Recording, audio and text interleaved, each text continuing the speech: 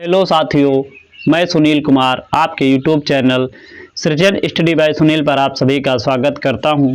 हमेशा की तरह प्रश्नों को लेकर आप सभी के सामने आज आदिकाल और भक्तिकाल पर चर्चा के लिए प्रस्तुत हूं। और आज आदिकाल और भक्तिकाल के प्रश्नों पर चर्चा होगी, जो कि आपके UP, TGT, PGT, UGC net में पूछे जाते हैं प्रश्न। और सबसे अधिक पूछे जाने वाले प्रश्नों को मैंने रखा है आज। तो आज की चर्चा की शुरुआत आज के पहले प्रश्न से हम करते हैं। पहला प्रश्न है, विसोबा खेचर या खेचरनाथ निम्नलिखित में किसके गुरु थे? दादू दयाल, सुंदरदास, नामदेव, मलूकदास। दादू दयाल सुंदरदास के शिष्य थे और सुंदरदास के बारे में एक मिथक है। ये श्रृंगार रस विरोधी और स्त्रियों के विरोधी थे और संतों में सबसे अधिक पढ़े लिखे सुंदरदास ही माने जाते हैं और देखने में सबसे सुंदर भी थे। मलूकदास के बारे में एक मिथक है और आलसी लोगों के लिए एक लाइन कह सकते हैं हम कि अजगर करे न चाह करी, पंछी करे न काम, दास मलूका कह गए सबके दाता राम। तो इसका सही जवाब होगा नामदेव, जो कि महाराष्ट्र से आते हैं और ज्ञानाश्रयी की लगभग शुरुआत हम इन्हीं से मानते हैं। अगले प्रश्न की तरफ बढ़ते हैं। उदासी संप्रदाय के प्रवर्तक हैं। एक उदासी संप्रदाय चलता है, उसके प्रवर्तक हैं लक्ष्मी चंद, श्री चंद, मूलचंद, मलूकदास। उदासी संप्रदाय का प्रवर्तन गुरु नानक देव के पुत्र ने किया था। इसका सही जवाब होगा श्री चंद। श्री चंद उनके ही पुत्र थे। अगला प्रश्न है, सहजोबाई किस शाखा के रचनाकार? 4 शाखाएं यहाँ पर दी गई हैं ऑप्शन में। कृष्ण भक्ति शाखा, राम भक्ति शाखा, ज्ञानाश्रयी शाखा, प्रेमाश्रयी शाखा। सहजोबाई का संबंध पूछा जा रहा है कि इन शाखाओं में किन शाखा से था। कृष्ण भक्ति शाखा के प्रमुख कवियों में सूरदास आते हैं। राम भक्ति शाखा के प्रमुख कवियों में तुलसीदास आते हैं। ज्ञानाश्रयी शाखा के प्रमुख कवियों में महान संत कबीरदास आते हैं। प्रेमाश्रयी शाखा में मलिक मोहम्मद जैसी का नाम आता है प्रमुख रूप से। कृष्ण भक्ति शाखा के सूरदास जी की रचना सूरसागर है। तुलसीदास की प्रमुख रचना रामचरितमानस है। ज्ञानाश्रयी शाखा के कबीरदास की संपदन रचना बीजक मानी जाती है। उसी प्रकार जायसी की रचना पद्मावत को प्रमुख माना जाता है। तो इसका सही जवाब होगा ज्ञानाश्रयी शाखा। सहजोबाई का संबंध ज्ञानाश्रयी शाखा के संबंध संतों से था। अगला प्रश्न है, नैया बिच नदिया डूबत जाए। नैया बिच नदिया डूबत जाए किसकी पंक्ति है? इसमें उलटवासी का प्रयोग हुआ है और आप जानते हैं उलटवासी का प्रयोग सर्वप्रथम कहाँ या किसने किया था? कबीरदास, गोरखनाथ, खुसरो, रहीमदास। किसकी लाइन है?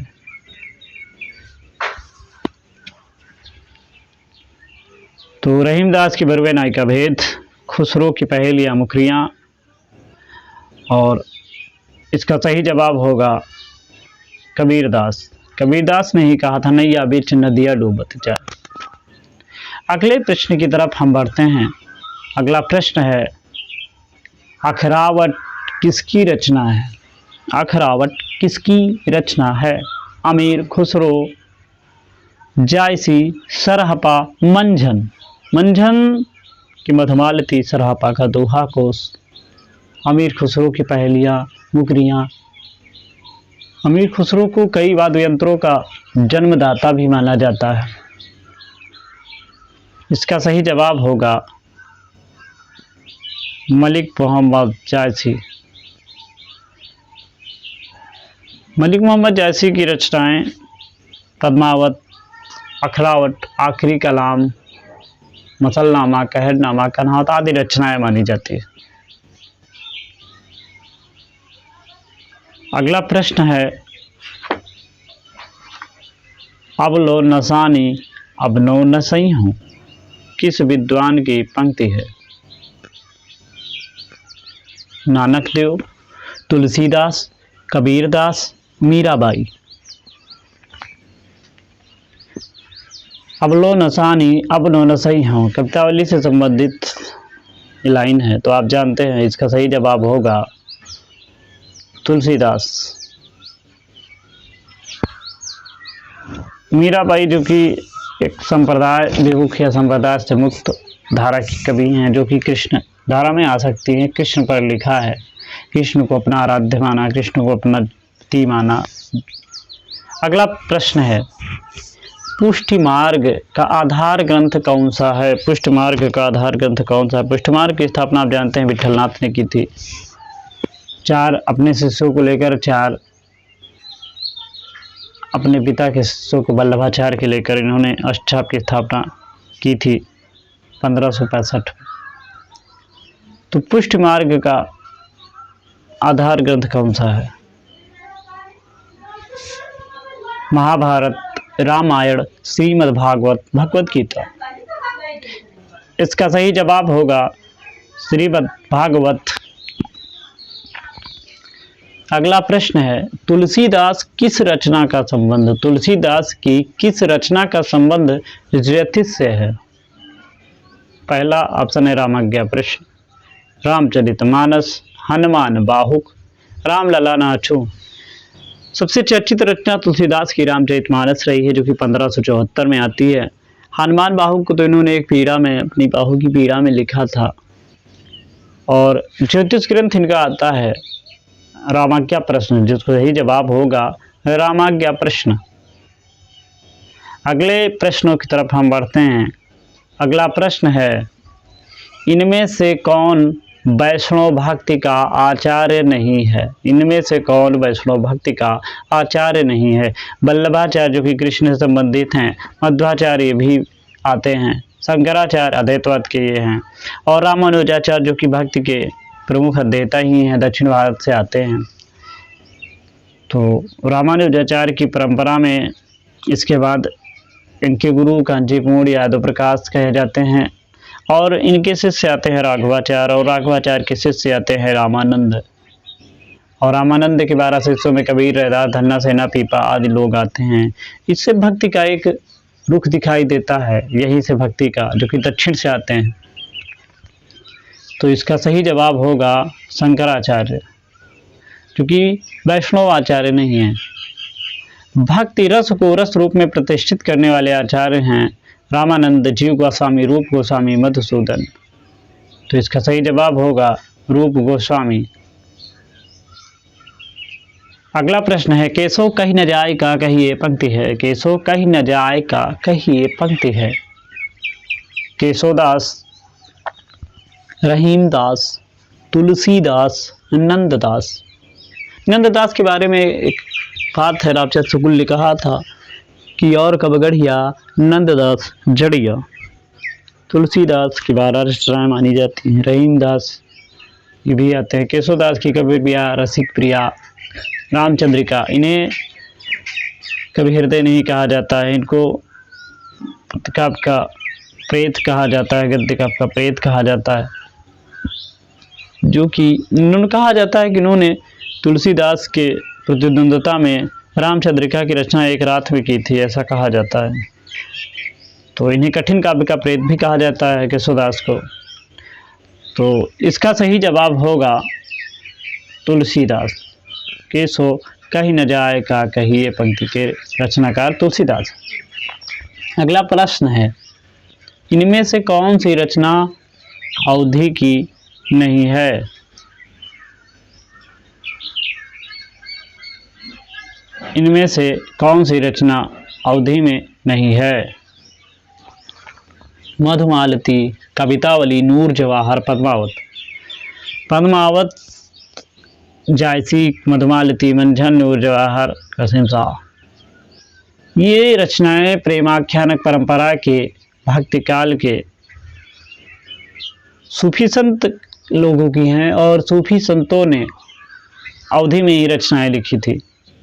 तो जाहिर सी बात है कि कवितावली तुलसीदास की रचना है, और इसको तुलसीदास जी ने अवधि में ना लिखकर इसको ब्रज भाषा में लिखा था।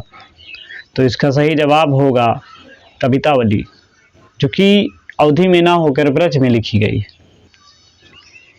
इनमें कौन बावरी पंथ से संबंधित नहीं है? इनमें कौन बावरी पंथ से संबंधित नहीं है? बुल्ला साहेब, बुलाल साहेब, पलटू साहेब, सत साहेब। इसका सही जवाब होगा पलटू साहेब। अगला प्रश्न है, हंसावली किसकी कृति है? हंसावली किसकी कृति है या रचना है? उस्मान, मुल्ला दाऊद, कुतुबन, असाइद। उस्मान की चित्रावली, मुल्ला दाऊद की चंदायन, कुतुबन की मृगावती और असाइद की हंसावली। तो इसका सही जवाब होगा असाइद। अगला प्रश्न है, सूफी काव्य का उद्देश्य है, यानी सूफी काव्य को लिखने का, सूफी काव्य का उनका प्रमुख उद्देश्य क्या था? प्रेम निरूपण, काव्य शास्त्र निरूपण, इस्लाम धर्म प्रचार, राष्ट्रीय चेतना। राष्ट्रीय चेतना तो हमें आधुनिक काल में आके मिलती है, इस्लाम धर्म का प्रचार तो वैसे था नहीं उस समय। काव्य शास्त्र का निरूपण हमें आखिरी काल में मिलता है, जैसे आचार्य आते हैं, केशवदास आदि। तो सूफी काव्य का उद्देश्य जो प्रमुख था वो था प्रेम का निरूपण, इसीलिए प्रेम खानक काव्य कहा गया। अष्टछाप के कवियों में प्रथम नियुक्त कीर्तनकार कवि कौन थे? नंददास, कुंभनदास, सूरदास और कृष्णदास। कुंभनदास और चतुर्भुजदास अष्टछाप में पिता पुत्र की जोड़ियां हैं और कुंभनदास सबसे ज्येष्ठ माने जाते हैं और नंददास सबसे छोटे माने जाते हैं अष्टछाप में। तो प्रमुख कीर्तनकार सूरदास थे, तो इसका सही जवाब होगा सूरदास। रामचंद्र शुक्ल के अनुसार निम्न में से किस ग्रंथ में कयामत का रामचंद्र शुक्ल के अनुसार निम्न में से किस ग्रंथ में कयामत का वर्णन है? अखरावट, पद्मावत, मधुमालती, आखिरी कलाम। आखिरी कलाम, पद्मावत और अखरावट ये तीनों रचनाएं जैसी की हैं, मधुमालती मंझन की रचना है। तो रामचंद्र शुक्ल के अनुसार कयामत का वर्णन किस रचना में है? वो भी पद्मावत जायसी की किन रचना में है? तो इसका सही जवाब होगा आखिरी कलाम। पद्मावत की जायसी की रचना है आखिरी कलाम, जिसमें कयामत का वर्णन है रामचंद्र शुक्ल के अनुसार। अगला प्रश्न है, सूफी प्रेमाख्यानक परंपरा में अपने आराध्य को किस रूप में देखा है? प्रेमिका के रूप में, प्रेमी के रूप में, गुरु के रूप में, सखा के रूप में। गुरु के रूप में संत काव्य में, ज्ञानश्रयी शाखा में देखा गया है, प्रेमिका के रूप में। तो इसका सही जवाब होगा प्रेमिका के रूप में, जो कि सूफी प्रेमाख्यानक परंपरा में अपने आराध्य को इन्होंने प्रेमिका के रूप में बताया है। अगला प्रश्न है, हिंदू मग पर पाँव न राख्यो काजो बहुत हिंदी भाख्यो। हिंदू मग पर पाँव न राख्यो काजो बहुत हिंदी भाख्यो किसकी पंक्ति है? कुतुबन की, मंझन की, नूर मोहम्मद की, जायसी की। तो इसका सही जवाब होगा नूर मोहम्मद। इस पर एक कहा जाता है कि नूर मोहम्मद ने हिंदी के बारे में बहुत कुछ लिखा था। इनकी पहली रचना आती है 1744 में, इंद्रावती, जिसमें इन्होंने बहुत कुछ हिंदी के बारे में लिखा। तो इस पर इनके समाज के या इनके लोगों ने कहा था कि आप हिंदू या हिंदुत्व के ऊपर लिख रहे हैं या हिंदी के बारे में लिख रहे हैं। तो इन्होंने इस बात को क्लियर या बताया था। तो इनकी दूसरी रचना आती है 1764 में, यानी ठीक इंद्रावती के 20 साल बाद इनकी एक रचना आती है अनुराग बांसुरी। उसमें इन्होंने कहा था कि हिंदू मग पर पाँव न राखो काजो बहुतो हिंदू भाख्यो। मैं चाहे जितना हिंदी के बारे में लिखा हूँ, कहा हूँ, लेकिन मैं अपने समाज को छोड़कर हिंदू में नहीं जा रहा हूँ। इन्होंने इस चीज़ को क्लियर किया था, बताया था, क्योंकि रचना अनुराग बांसुरी में इन्होंने 1764 में बताया था। आगे बढ़ते हैं प्रश्नों की तरफ। अगला प्रश्न है, अनुराग बांसुरी किस विद्वान की रचना है? तो इसका तो आप सभी उत्तर दे ही देंगे, मैंने पहले ही बता दिया, अगले प्रश्न में ही चर्चा की थी कि अनुराग बांसुरी नूर मोहम्मद की रचना है, जो कि 1764 में आती है नूर मोहम्मद ने, और ये रचनाएं अवधि में हैं। और असाइद की हंसावली आती है, आलम की माधवानल काम गंदला आती है, जायसी की पद्मावत, अखरावट, आखिरी कलाम, मसलनामा, कहनामा, कहावत आदि रचनाएं आती है। तो अनुराग पासरी में इन्होंने कहा था कि हिंदू मग पर पाँव न रखो काजो बोते हिंदी भाग्यो, इन्होंने इसमें ही कहा था, समझाया था, बताया था। तो आज की प्रश्नों की श्रृंखला का ये अंतिम प्रश्न था। और आप लोगों को क्लास कैसी लगी आप हमें ज़रूर बताएं, कमेंट करें, ज़्यादा से ज़्यादा आप लोग इसे शेयर करें, लाइक करें, सब्सक्राइब करें। धन्यवाद।